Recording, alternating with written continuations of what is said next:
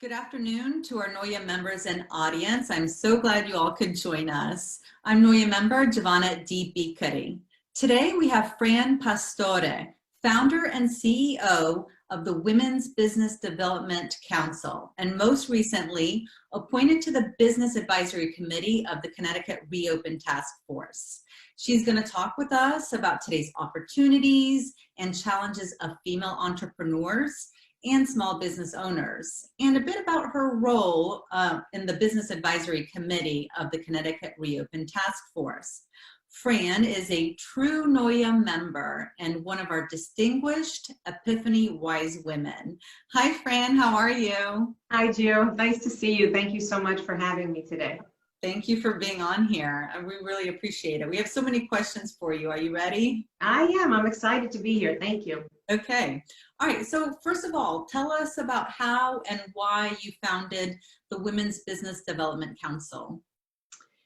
Well, that was a long time ago. It was 23 years ago, and I actually had the help of a few other Italian women as well that helped me found this organization. And the genesis behind it was that I was at the time a single, unemployed mom with two little girls, and I had very little job experience. My only job experience was on Wall Street.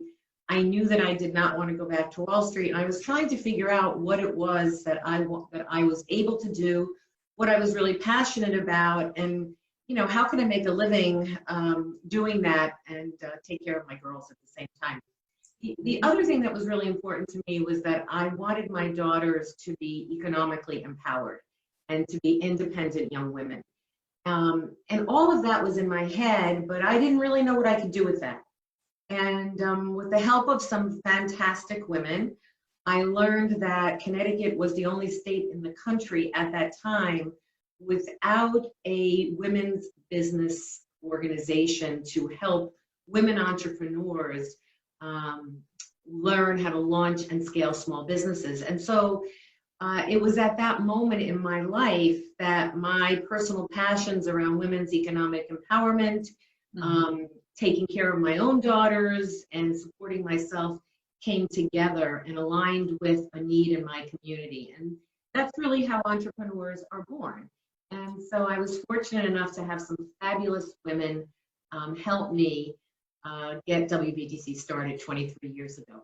I love that. So it's women empowering women. Exactly. That's one of my personal mantras. Oh, good. Who knew? But I love that. So, it's one of the phrases I've read before, seek and you shall find. The universe will provide. Just start somewhere. And look at you. You didn't know where to start, but you said, I'm going to start asking questions. I'm going to start moving towards some direction. Don't know exactly what it is I'm looking for, but I need help. I need work again. And I'm teaching kids, my girls especially, how to be independent. So I really like that story. Fascinating. Thank you. Thank you. And seek and you shall find is one of my other personal mantras. Yeah. I'm reading your mind. There you go. That's the other side part of this discussion. All right, so tell me, what is the organization's mission, priorities, and what programs do they have available? Sure. So the organization's mission is to help women launch and scale small businesses. We are particularly focused on micro businesses. The majority of our clients have businesses with less than 5 people. The majority of our clients are women. About 10 to 15% at any given time are men. We always say real men come to WBDC. We invite men to participate always. Okay. We provide training and education. So what that means is we are teaching people that are very passionate about something, whether it's a hairstylist, an architect, a professional trainer, a massage therapist. Those are really people that are passionate about what they're doing, but oftentimes they don't have any business skills. And so that's what our job is. Our job is to mitigate the risks to starting up and scaling up and help people really determine, is this business viable, right, for the startup? Is it really viable or is it a great idea? Right. So one of my favorite books is The Entrepreneurial Myth, I believe. That's terrible, but I can't remember exactly the name of the book. Okay. But in the book talks about Sally, who's a great baker, and she makes great pies, and all of her friends love her pies, and she sells a few pies at the town fair every year. And all of a sudden she decides, because she has all this input from her friends, that she's going to go out and open up a pie shop without any plan, without any capital, without really thinking through her thoughts and ideas about how she is going to make a living. Mhm. And that's where WBDC comes in. We really help you start with the end in mind. Okay. I need X dollars to live on. So Yeah. before I take the plunge to launch this business, I need to have a financial plan. I need to have a business plan. I need to have a marketing plan. And then for businesses that are scaling up, which is a large portion of our portfolio these days, Mhm. those businesses that are scaling up need our help accessing capital and accessing new markets. And that's a large portion of our focus as well. So I like that. So the women that are starting their own small business, they trust you with what we would consider private information. I mean, there's a joke that goes around that says, even my accountant doesn't know how much I make, So they're trusting you, and the Women's Business Development Council with, okay, I need to make X, Y, Z to support my family or my mortgage. And then the second part, I guess, do you guys lead the businesses that are growing at a faster pace? You lead them to connections for loans to grow? Oh yeah, absolutely. Okay. Yeah, so a big part of what we do is financial education. A lot of times people come to us, they think they need money for their enterprise, but they have no idea how to determine how much money they need. So once again, we help them figure that out. And a lot of the work that we end up doing with people is helping them educating them financially. Yeah. A lot of small businesses don't understand that you have to keep your finances separate, your personal and your business finances separate, that you really need to have a household budget in place so that we know what we need to back into to help you get to how you're going to earn that money. Right. So we've got a lot of very highly skilled and very passionate people on our staff. We have a staff of about 21. And if we can't help you, we know how to get you the resource that you need. So absolutely. And I think it's never been more evident how important small businesses are than during this COVID crisis. And so believe it or not, Gio, in the last 10 weeks, we have seen at WBDC more clients in a 10-week period than we've seen in any 2-year period in our entire history. During this quarantine? Yes. Exactly. Excuse me. What gifts have these people just said, you know what, enough's enough. I have nothing to lose. I'm going for it. Or are they saying, this is the time, I've got nothing, I've been furloughed? Tell us about who the people are. Well, the majority of the people that have come to us are people that are in business. We have spent a lot of time helping people manage the COVID crisis, whether it's helping them pivot their business so that they can stay alive during this crisis while they're not, quote unquote, open for business. Sure. Maybe pivoting to a virtual reality, if you will.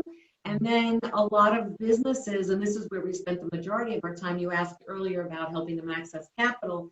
We spent a lot of time helping them access a lot of the emergency funds that have come from the federal and the state governments. That's great. So we have really been on the front lines, and I by no means mean the front lines like healthcare workers, but we've been on the front lines. We've seen about, I want to say, over 3,000 people in the last couple of weeks. Again, majority of them women, but many of them men, and I don't even have those numbers yet, because we were really out there saying, we have a way to help you. We can help you access these PPP funds from the CARES Act. We can help you access some of the fantastic programs that our state government has put out here in Connecticut. And that's our job, and one of the things about being entrepreneurs is that we are able to pivot based on the need in our community. And it's something that I'm really proud of that my team is able to do.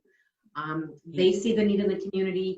They immediately say, how are we going to handle this? How are we going to address it? What is our role in this crisis? I like it. So I really believe that we've made a tremendous impact, and we continue to make an impact. We're getting an average about 50 phone calls a day from business owners.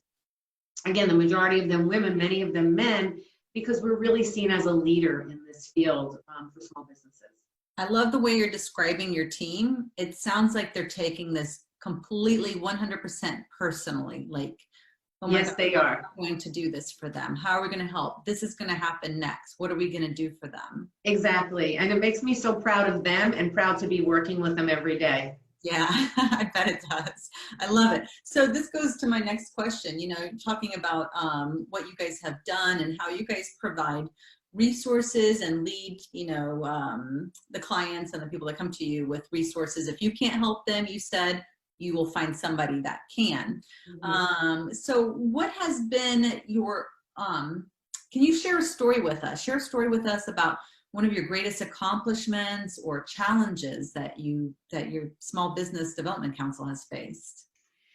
Well, you know, we are a nonprofit organization, so we do rely on financial resources that come from a variety of different sources. The federal government, the state of Connecticut invests in WBDC so that we can invest in small and micro businesses around our state. Okay. And we are also the recipients of funds from many corporations through either their foundation or their marketing budgets or their diversity and inclusion budgets. And so we have had, like any other small business, feast and famine times, you know, during certain recessions and certain economic downturns, a lot of dollars are diverted. I think what's happened in the last 3.5 years is that women-owned small businesses have really become front and center. People realize, not just women-owned small businesses, but businesses in general, how much we contribute to the economy. In Connecticut, businesses with less than 50 people employ more than a third of the entire workforce. So we have finally been, as small business owners, as a society, we are finally recognizing the impact of small business owners on our economy.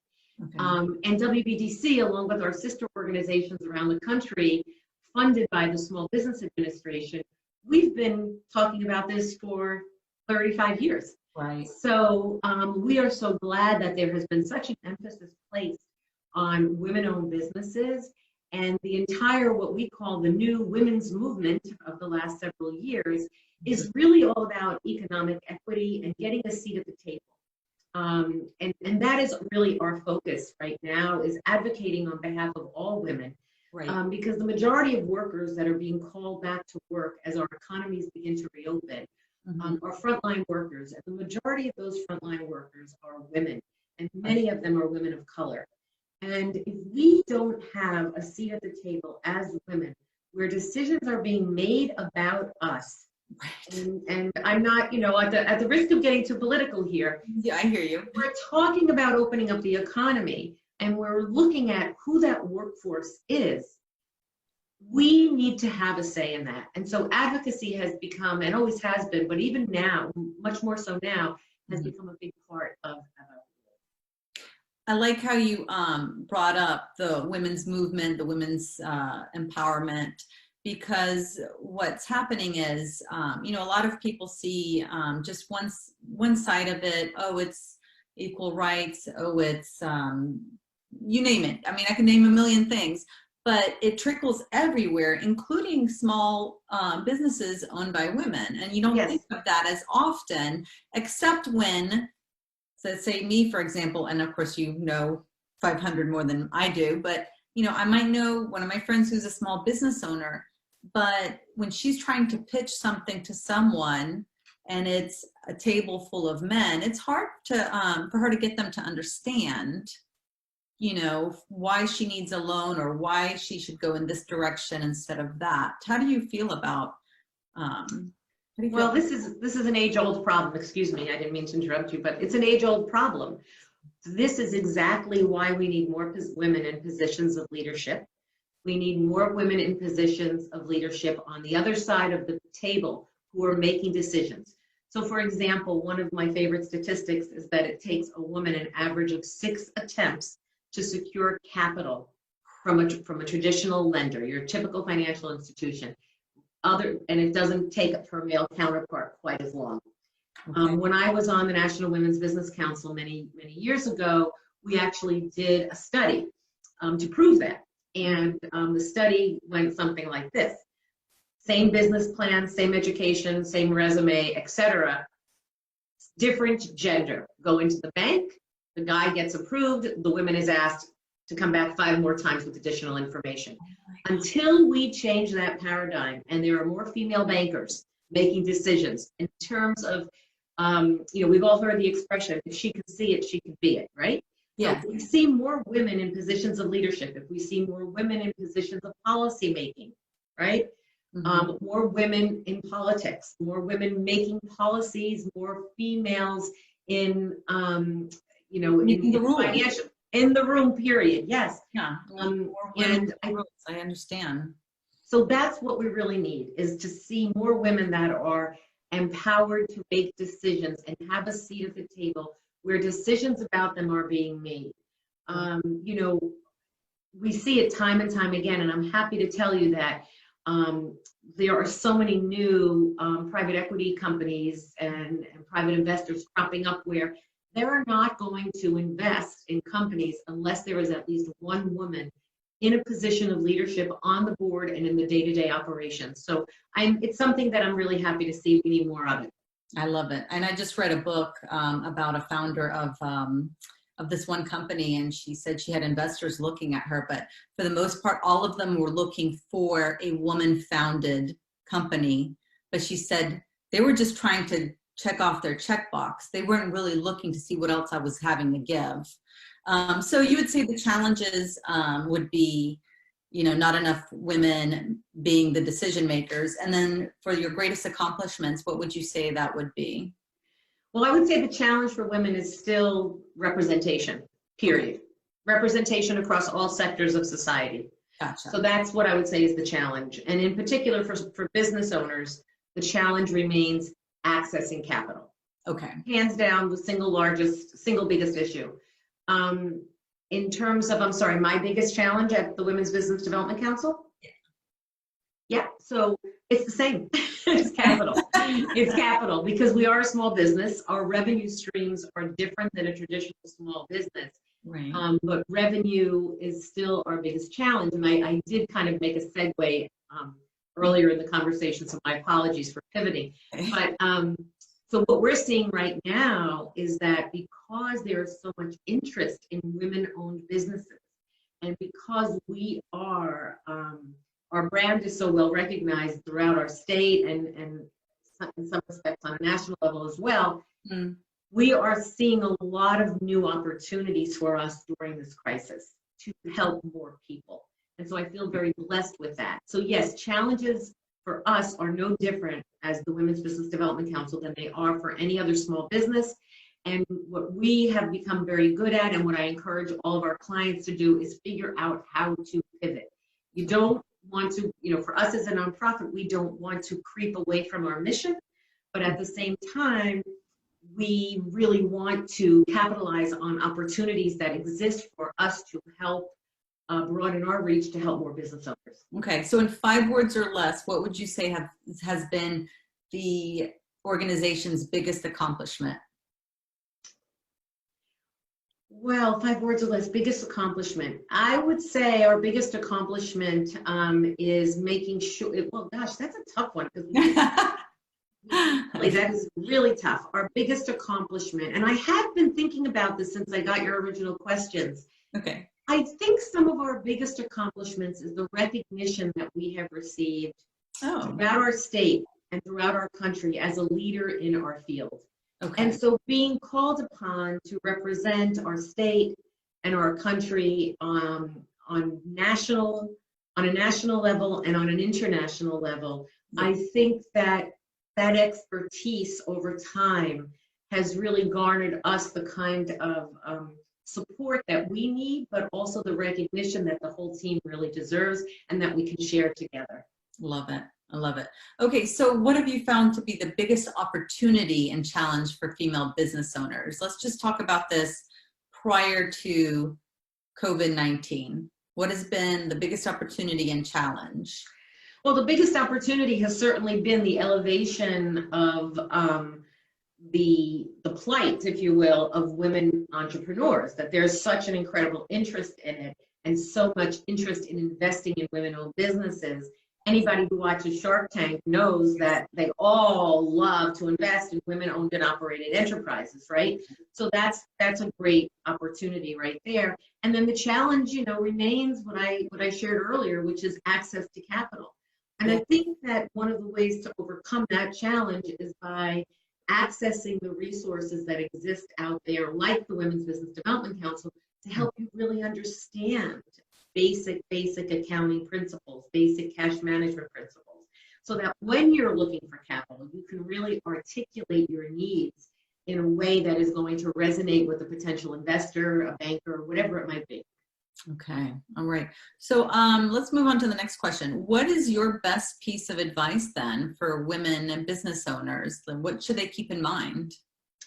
Always remember to want to understand what you don't know, right? Okay. So we're also passionate with our ideas and our skill and our expertise that sometimes we become blinded by the things that we don't know. So, I will think of myself, for example, I couldn't have started WBDC without the help of my own personal, if you will, board of directors, right? An accountant, an advocate. iPad just you were just saying you're being so passionate. Yeah. Time.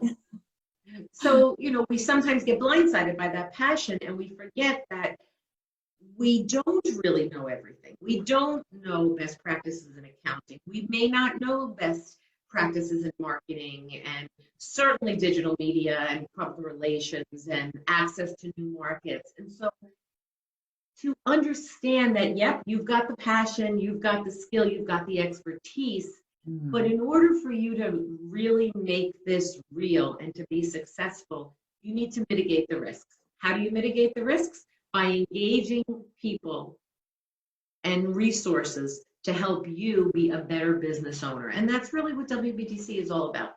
Okay, all right. So what do you think then are the biggest differences between male-owned businesses and female-owned businesses? Well, women business owners traditionally are interested in well, let me back up for a second. Okay. You've heard about all kinds of micro and peer lending yes.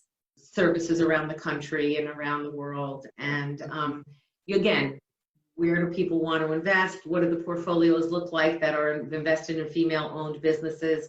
And many of those peer lending models in third world countries, it's the women who bring the money home, invested in their family, invested in their children, invested in their community. These are just facts. This is not male bashing or anything like that. These are facts. Yes. I was in Rwanda 12 years ago where I helped open up the first ice cream parlor with a bunch of group of genocide survivors in Rwanda at the time. And those genocide survivors were all women. And their biggest concern was that they were going to have their first reliable source of income in their lives. And they were concerned that their husbands would take their money and buy a TV when they were more interested, or going to a bar when they were more interested in how they were going to invest in their family and their community. Those are just, women are from Venus, men are from Mars. Those are just simple gender issues, right? But they already have that entrepreneurial spirit and the giving spirit. I love that. They didn't say, I'm going to take this money and put it on somewhere dead end.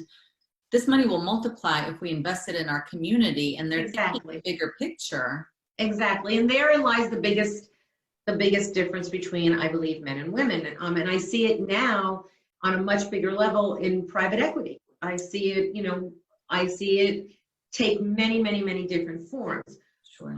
It's not that women don't want to have big businesses, and it's not that women don't want to become wealthy. They just spend their money differently. They want to invest in their communities and their families in a very different way, and they want to invest in their employees. So I think that in my personal experience, women have different needs and different jobs in our society, some of which, hopefully will change and pivot. But even right now, I'm seeing that women are disproportionately affected by this crisis. Okay. And by that, I mean, you know, a lot of women have to stay home with their kids, they're homeschooling, they're cooking, they're, you know, preparing 3 meals a day that they never had to prepare before. They may have to take care of elderly families. We just know that all those responsibilities naturally and organically typically fall on women.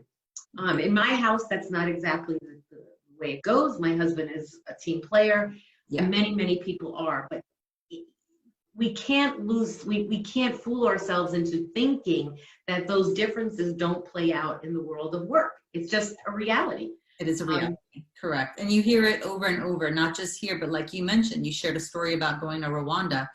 This story repeats itself. And I just feel like, you know, if we could just empower women, empowering each other helps. And we set this bar even higher, and we set an example to other cities, other towns, other states, other countries. And, you know, we have a very social, you know, social media plays such a big part in the whole globe's, you know, lives, that we all see it. You see other women, and they see other empowered women, and they want that too.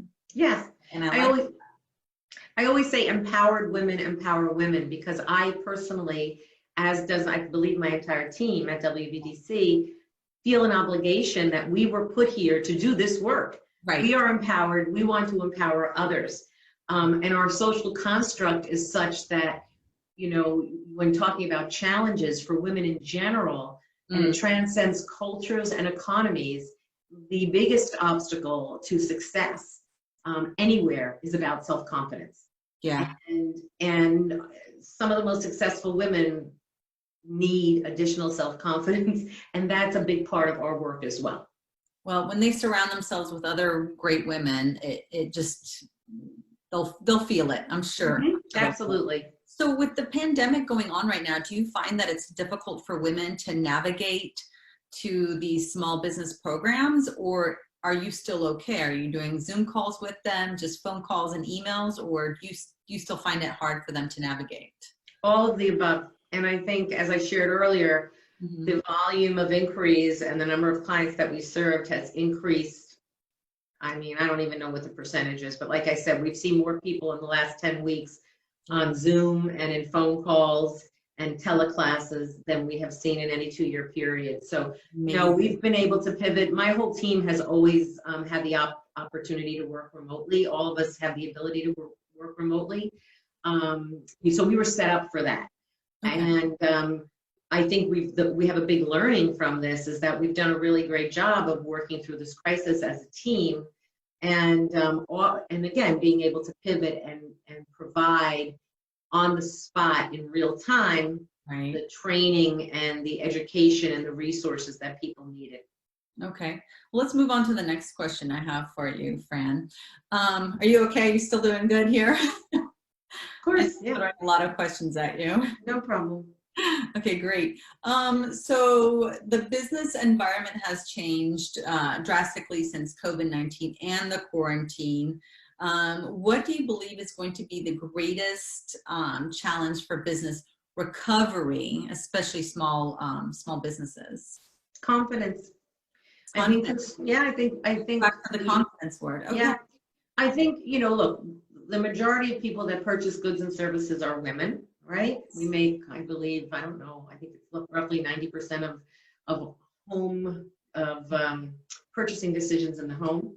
Right. We all, as consumers, male and female, need to have the confidence to go out. We need to feel safe in our communities. I have a friend who called 5 minutes before our Zoom call today, and said that she went to the farm and in her community here in Connecticut to get some fresh chicken and, you know, vegetables, and she was the only one there. So I think that this is going to take some time. I was at the park earlier this morning. It was packed, and I was happy to see that the majority of people had masks on, but I think in terms of getting back to normal, look, I'm not an epidemiologist, I'm not an economist, but I can tell you that after listening to Dr. Fauci last night, and yay, go Dr. Fauci is an Italian from Brooklyn, right. You know, I'm not running out to get my hair cut. I'm not running out to go to a restaurant, and I'm certainly not going to a retail store. Okay. I feel bad about that because I care about small businesses and I want to support them. Right. I will figure out another way to do business with them online or otherwise, because I think that we have to feel safe and we have to feel confident. I know that in Fairfield County, I saw a graph this morning where Stamford and Bridgeport, the number of COVID cases was still escalating. So I think things are happening so fast. Our government is trying so hard to stay ahead of this. It's nearly impossible. And so we all just have to be smart and use our heads and use our masks. Right. Just be responsible. And speaking of that, you've recently been appointed to the Business Advisory Committee of Connecticut Re-open Task Force. What is your role? Well, the task forces, the task force for Re-open Connecticut has actually been dissolved, and the state has just hired Boston Consulting Group to take over the rest of the process of reopening. I was on the Business Advisory Committee, which was responsible for working with the first phase of businesses that would open. Okay. And so my role was that of an advisor. So sharing with my colleagues the feedback that I was getting from women-owned businesses around the state and those that were slated to open in the first phase. Most felt that they were not, they didn't feel safe reopening. Some felt that they did feel safe reopening. So my job was to bring my constituents' voice to my committee and hopefully then to the governor and his task force as well.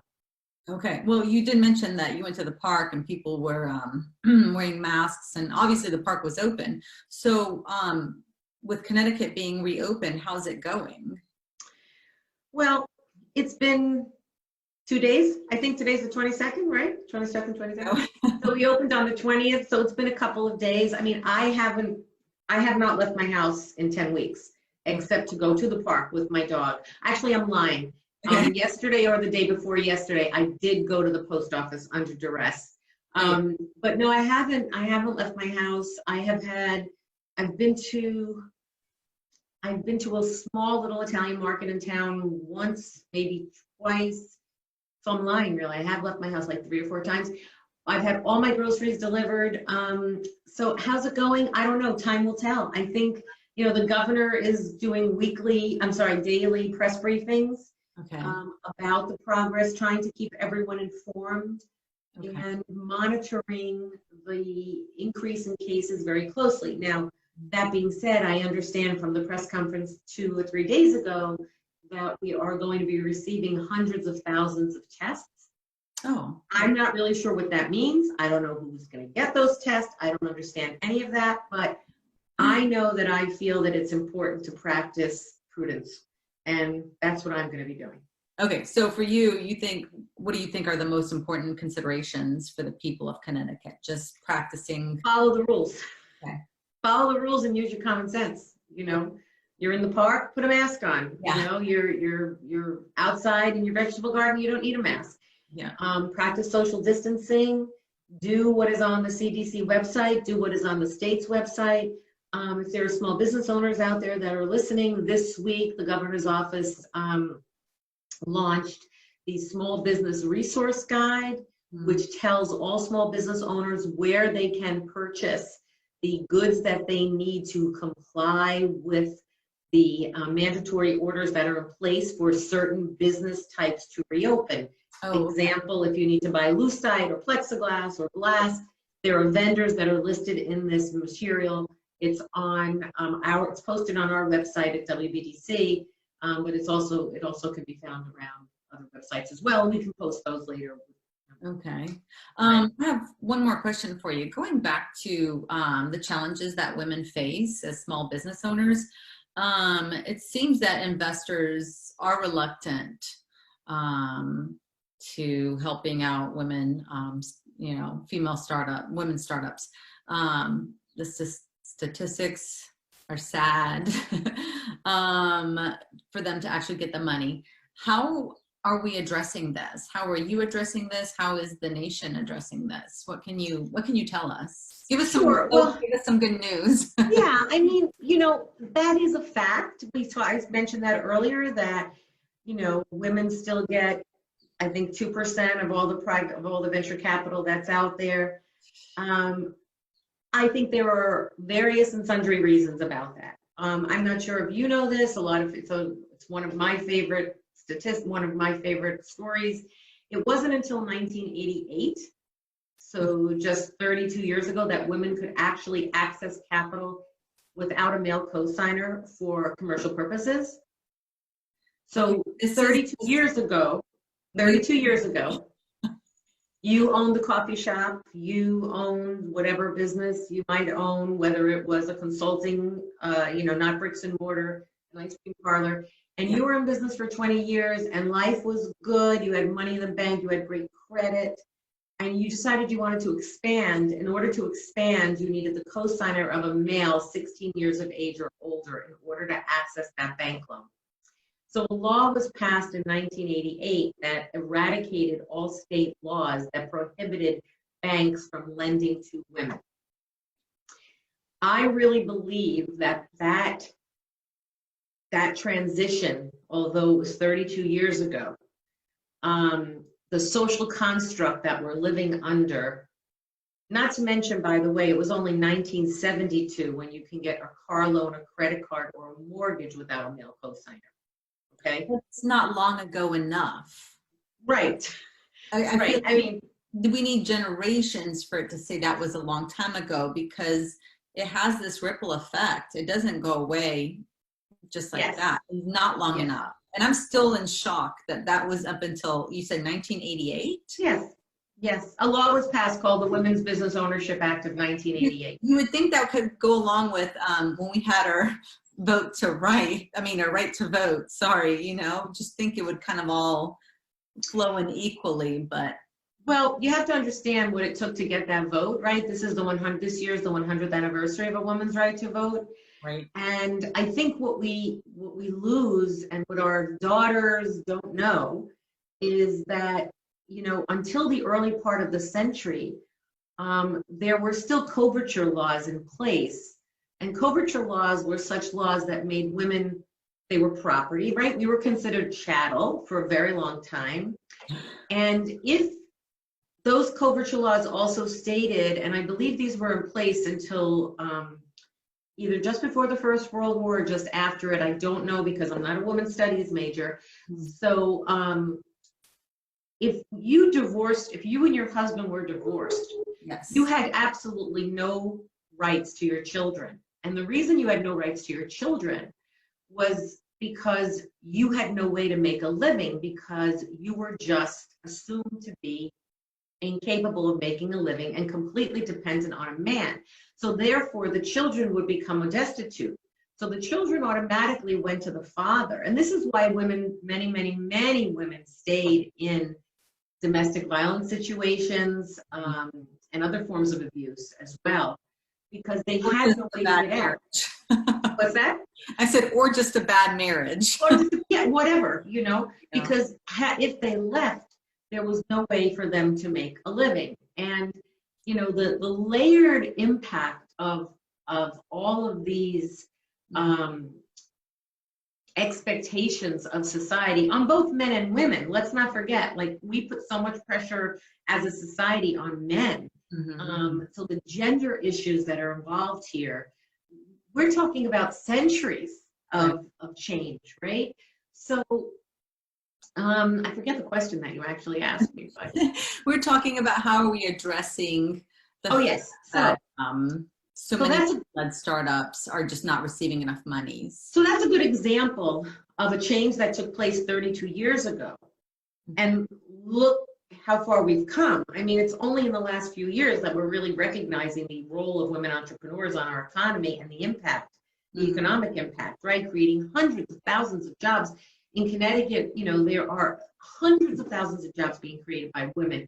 And when I say that, I'm talking about Main Street businesses, small businesses, not to mention larger businesses. Right. Some of our clients employ hundreds of people. So I what I'm sharing with you, if I'm answering your question, is that it is going to take time, and it's going to take having someone who sits at the other side of that table, Yeah. looking more like you, looking more like us. I mean, what do? Do we groom our daughters to be those decision makers? Do we tell them? Absolutely.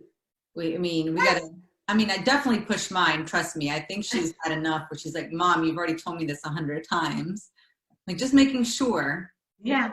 Well, I think history is really important, you know. I mean, you know, when I think letting our daughters know from the time that they're born that they can have an erector set and not just a Barbie doll. Right. Really, really important.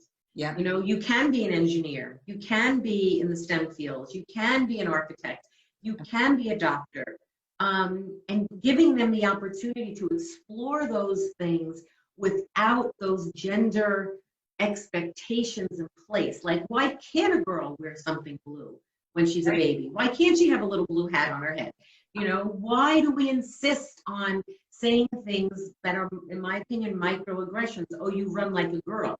Why do we say things like that? And I tell my daughter when she hears that, say, oh, thank God I can run faster than you. Exactly. And same thing when if she heard someone say, oh, he was making fun of the other guy for wearing a pink, polo. I'm like, that's okay, because I feel like when you're telling another guy like, oh, you can't wear the pink, then it kind of implies back to the girl that, oh, you can only be in this, you can only compartmentalize yourself over here, and this is the only place that you belong.